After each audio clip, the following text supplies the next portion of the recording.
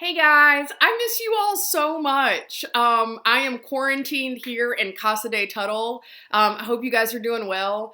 I know we're all social distancing right now, or we should be. I want us to stay in touch virtually. That's going to be really important. I don't want our community to get distant in the distancing. So, this is important that we stay in touch this way. So, I want to explain a couple of ways that we can keep in touch. So, one, keep your eye on Instagram. Two, every week, I'm going to post one of these videos to our new YouTube channel, which you should also subscribe to. And you're going to talk about the teaching video on Sunday in your small group during the regular small group time. And so your leader will send you a link to that. It's going to be on Zoom. Just so we can have those conversations, catch up with each other, grow deeper in our faith. Actually, with all of the quiet in our lives now, like fewer activities, no school, this is a really good time to go deep in our relationship with Jesus. And so we're going to continue as usual, except for the teaching that was scheduled for this Sunday in Rhythm. If you remember, we were in the Maid series. This was going to be the teaching about setting boundaries. Now, seeing as how we're all pretty much quarantined in our own houses, I feel like right now we've got that one on lock. So I decided that we would go ahead and we would talk about Easter. So we are starting our brand new series called Happy Easter. And I think we know already that the way we celebrate Easter this year is probably going to look a lot different than it has in the past. But when I think of a typical Easter, I think of it as being over spring break and everyone's wearing like their pastel button-down shirt with like their bow tie or like their new spring dress, and there are Easter egg hunts and there are Easter baskets and chocolate bunnies and Cadbury eggs and Peeps and an Easter meal. Even though I'm not totally sure what's in an Easter meal. Somebody tell me. But at this point, Easter is still like 4 weeks away. But I think even though it's 4 weeks away, like we've probably already gotten the pulse on our Easter celebration is going to look a lot different this year. And so as we start to be thoughtful about like, okay, Easter's around the corner. What does Easter mean apart from like the bunnies and the pastel colors and the eggs? I want us to start talking about fear. Right now, we are living in a time with lots and lots of fear. Fear of contracting coronavirus, fear of having to live in social distancing for months, fear of your parents losing their job, fear of not having access to the necessities, and those fears feel really intense. But you are not new to fear. Your whole life, you've been navigating fears. When you were younger, you may have been afraid of like the monster in the closet or under the bed. You might have been afraid of the dark or getting separated from your parents in public. But as you get older, like new fears emerge, and you've probably figured out that you don't grow out of fear, right? Like you're probably looking at the adults in your life too and realizing they're afraid. Now, as you grow up, fear grows up with you. And maybe you don't call it fear. Maybe you have another name for it. Like maybe you say, well, I'm like stressed or I feel anxious or worried. But no matter what you call it, you probably fear something because we all do. And for you, it might be that you're afraid of being rejected by your friends or like that person you like. Or it may be that you're afraid that you're going to do something really embarrassing and it's going to get posted on social media. Like maybe your little siblings are like filming you all the time now. Or maybe you're afraid of not fitting in, or that your GPA is not going to be high enough to get into the school you want to. Or you're afraid of like, you have no idea really what you want to do with your life, and you feel like the adults are like, TikTok, what are your answers? What do you want to do with your life? And you're like, I don't know. Maybe you're worried about getting coronavirus, or your loved ones getting coronavirus. I know that's something that I'm worried about with my parents because they're elderly. Maybe you're stressed about your friendships, or feel like you're worried about how your friendships are going to go as you have to have more and more social distancing. Like you might be fearful that your friendships are going to weaken. You might have a lot of fears about our world, like what's going to happen to our economy, what's going to happen to our country. Whatever fears you have, you don't need me to tell you that those feel very real. And the reality is that fear and anxiety, particularly in this time, are rising, rising, rising. And so much of what we don't realize is that fear is calling all the shots. Fear is determining a lot of the direction of our lives. We are making decisions about what to do and what not to do based on certain things that we are afraid of. Now, I want to give a little asterisk there. That is different than a decision to do or not do things out of wisdom. So like right now, social distancing, we're doing that out of wisdom. But often in our lives, we don't do a lot of things because we're afraid, or we do things because we're afraid. Or one of the great examples of a thing that we avoid often because we're afraid is sometimes we need to have a tough conversation where we need to say something that is true and hard to say, but we avoid it because we're afraid.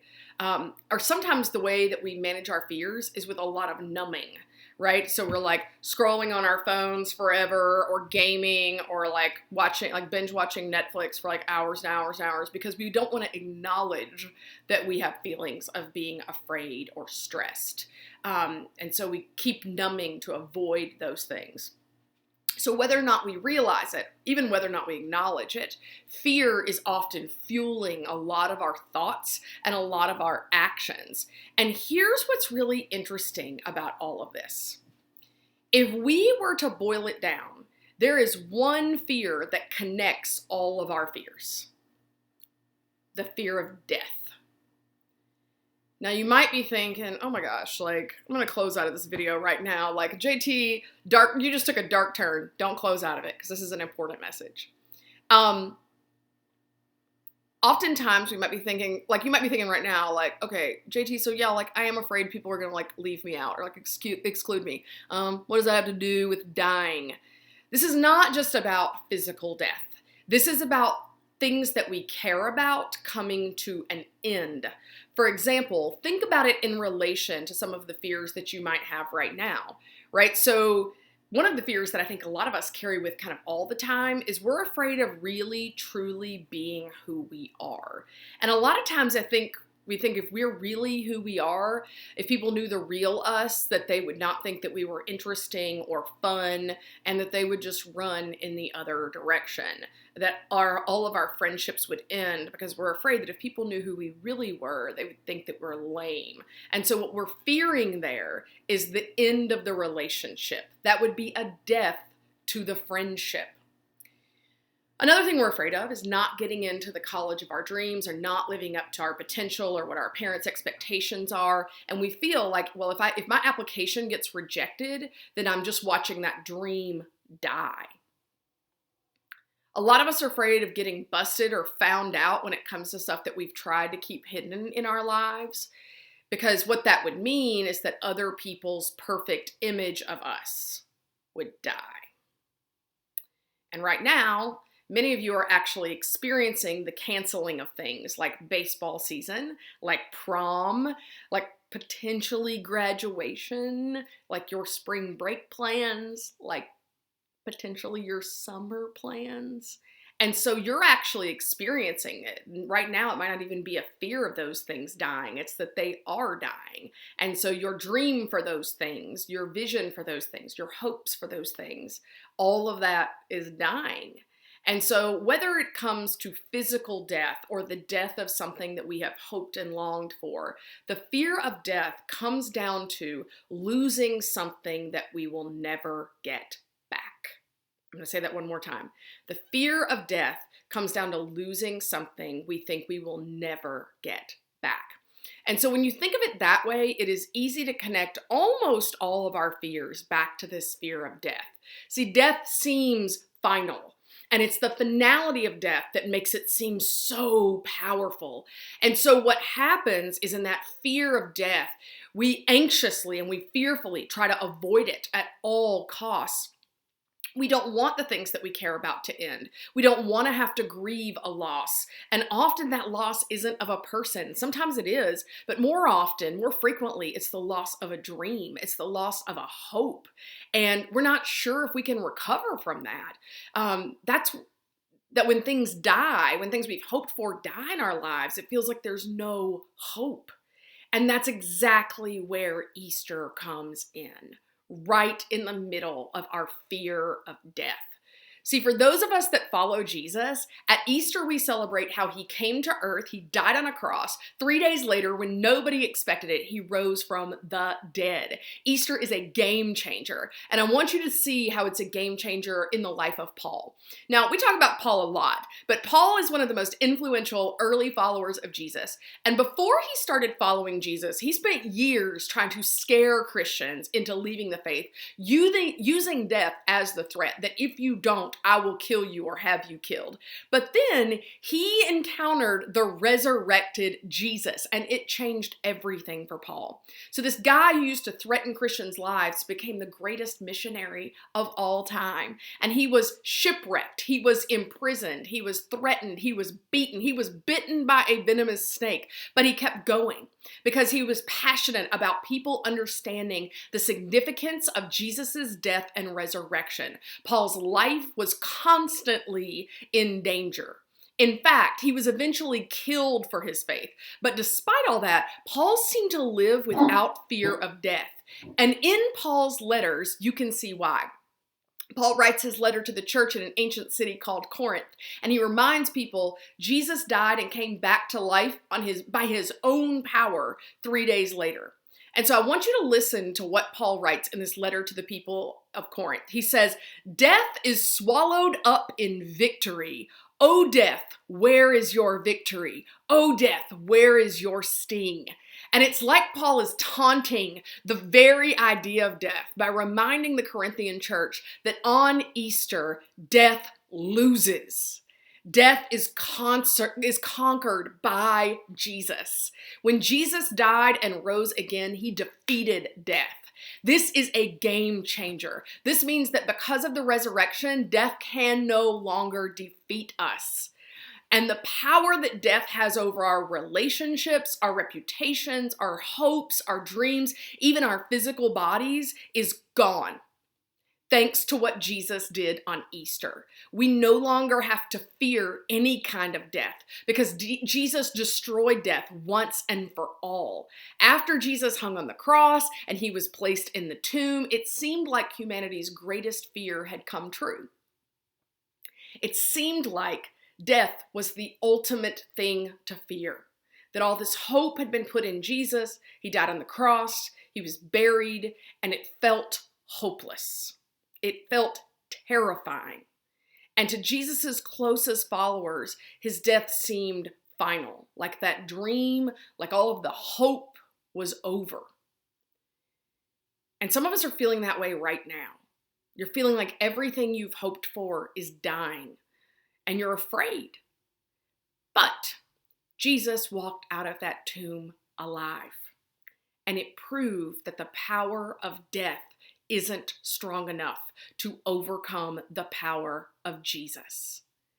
This is why Paul is able to live boldly the way that he did, no longer fearing death. It's why he didn't seem to fear much of anything in his life after he encountered Jesus. He seemed to realize that the scariest things aren't the most powerful things. And I wonder if we think that. I wonder, do we know that the scary things aren't the most powerful things? Do you know that? Do we know that the things we fear don't have the same power that Jesus does? Do we know that? Do we know that to be true?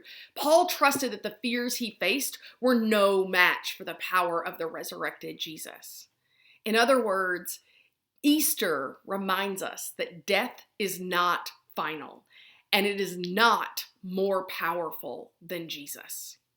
If Jesus can defeat death, he can defeat the things that you are afraid of. Now, fear will try to convince you that it is going to get the final word, that at the end of the day, that it will win. And that loop that plays in our minds that is afraid of loss and afraid of grief and afraid of things ending will replay that fearful loop over and over and over again in our heads. And those thoughts that you're not good enough, that you'll never find a purpose, that you've already messed up too much, they will replay over and over and over. But here is the truth. Fear is only powerful if you believe that it is final and that it gets the last word. Fear will try to make you believe that nothing is stronger than what you are afraid of. But when Jesus defeated death itself, he shows us that nothing we fear is bigger than him. Nothing we fear is stronger than him. He showed us that fear, no matter what we are afraid of, doesn't get the final say. Now, I want to address what you're probably thinking. Because you're probably thinking, so you can't just tell me that because Jesus rose again, like I don't have to be afraid of anything, even death. Like, okay, like you said that, like I am still anxious, still depressed, still terrified, like of, whatever this coronavirus thing is going to be. And I want to address that. I understand. Even if fear doesn't get the final word, it doesn't mean that there aren't still things to be afraid of. Real things, big things. And it's not a guarantee that the thing you're afraid of won't happen. But it does mean that you are more equipped to handle those things than you might actually realize. I want us to look at a piece of scripture that Paul writes in his letter to the Romans. This is in Romans chapter 8, verse 11.